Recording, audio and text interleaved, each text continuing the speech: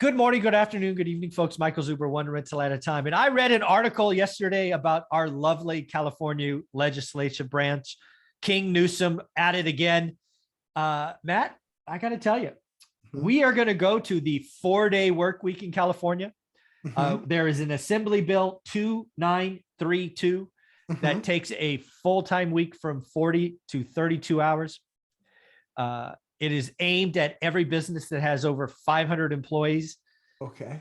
What do you think of this? Do you think it's a great idea? You think it's gonna revolutionize the employee, give all the employees all the power, create a better work-life balance? What do you think?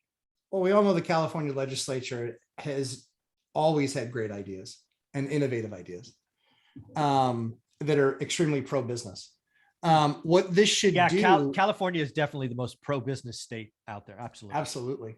I think, well, we'll leave the light on for you here in New Hampshire. Bring that big old business on over here and we'll take care of you with no state income tax for those employees. But yeah, I think it's because it's my understanding that if you're a salaried employee, that you are still paid the same amount. You're not taking a 25, you're not taking a hit. You're not taking a 20% haircut. So as an owner, or as an organization, it effectively just got 25% more expensive for me to manage my workforce or pay my workforce. Yeah, I remember in the .com crash. So I was an individual contributor at this time. Yep. And I had a boss. I guess he wasn't my direct boss, but he was my boss's level. And he had a saying. He said, Michael, in a recession, you can, this is his saying, please know that I'm a dog lover. I'm just repeating what was told to me. He's like, Michael, you can beat the dog when the gate's locked, but once the gate's open, not a good idea. And the reference was when you're in a recession, the employer has the power. When it's a great environment, the employee has the power. So right now, the employee, as we all know, has more power than they've had in my adult life. Yep. That will not always be the case. And if you're an employer in California and you have more than 500 employees, you are going to get the F out of Dodge. Why would you, if you're in California, why would you sign up for a competitive disadvantage? Right. To all of your other US competitors. I mean, US, worldwide, global. Yeah. 25% cost increase. So I always like to say you can shear a sheep as many times as you like, but you can only skin the sheep once. So if California comes to skin the business owners, they're done. Out. Bye guys. See ya. I mean, it could, if that passes, it's a job killer. If that passes in 6 months, there are towns that are wastelands in California. Yeah. I mean, it's Mad Max Beyond Thunderdome. I'm getting my Interceptor and I'm coming out there. Yeah, you'll be able to buy some cheap real estate. That's for sure. Heck yeah. But I can't imagine that even if it passes, that they could afford to keep it passing. And when it does, if it does pass, then how long do you have to then put that 32-hour week in effect? It's still an assembly bill. It'll still be debated, all of this. But the idea that somebody would propose this is beyond me. So I'll say this nicely. Okay. Oh my if you voted for that person, you just need to understand that you voted for that person and that you voted them in and that you can vote them out. Like, this is our process. And if you have somebody with a mindset that says, I'm going to put this burden on big organizations, those organizations, if you're a 500 person organization, you're pretty big. Yeah. You're pretty big revenue wise. And you know what? Those organizations can unbelievably and easily move. Yeah. Look at Tesla, Texas. Look at HP move, Disney move. It is really easy to pick up and move if you get to that point, right? If you make it that uncomfortable.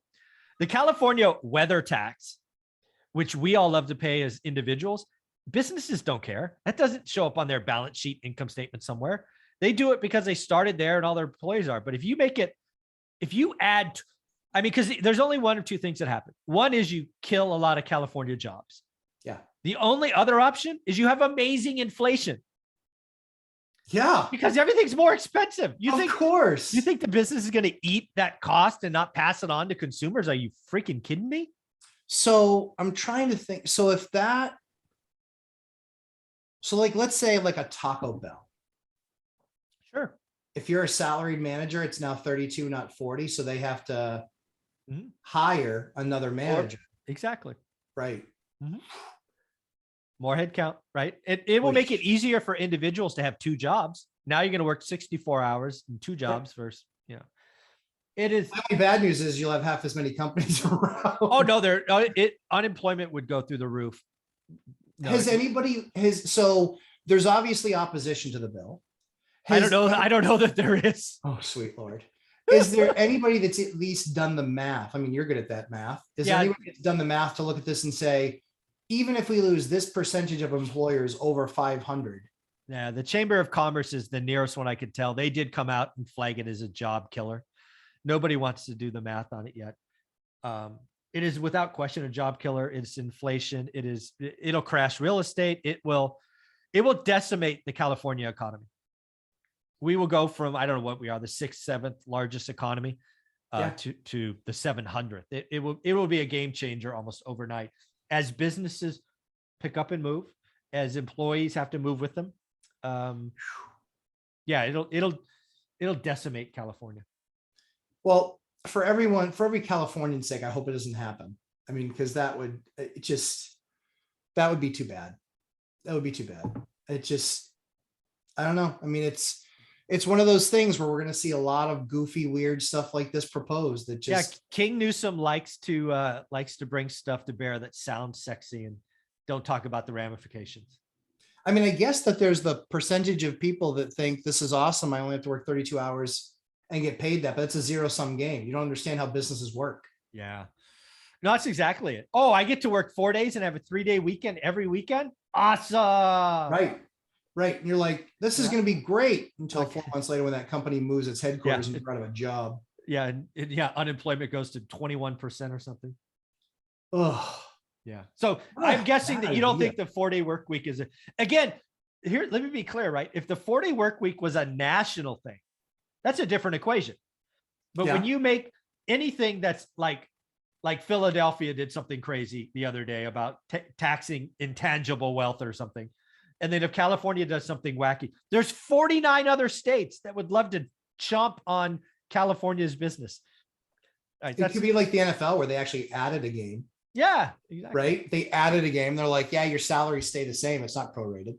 Yeah, it's not prorated. So it'll be very interesting to see what happens with that. Hopefully it doesn't happen in California because that would be horrible. Yeah. Or that there's something where it's like you have up to 8 months to implement it. And then there's so much rancor in that 8 months that it ends up getting killed if it passes in the first place. But man, I hope that'd just be horrible for people because it would be, like the sugar high that everyone likes. And then in 6 months, that sugar high is gone and you're paying the bill. Yep. Very cool, buddy. I just wanted to talk to you about this. Where can people find you? Lumberjack Landlord on YouTube and Lumberjack Landlord on Instagram. Come check me out. Awesome. Thanks, bud. Thanks, Mike.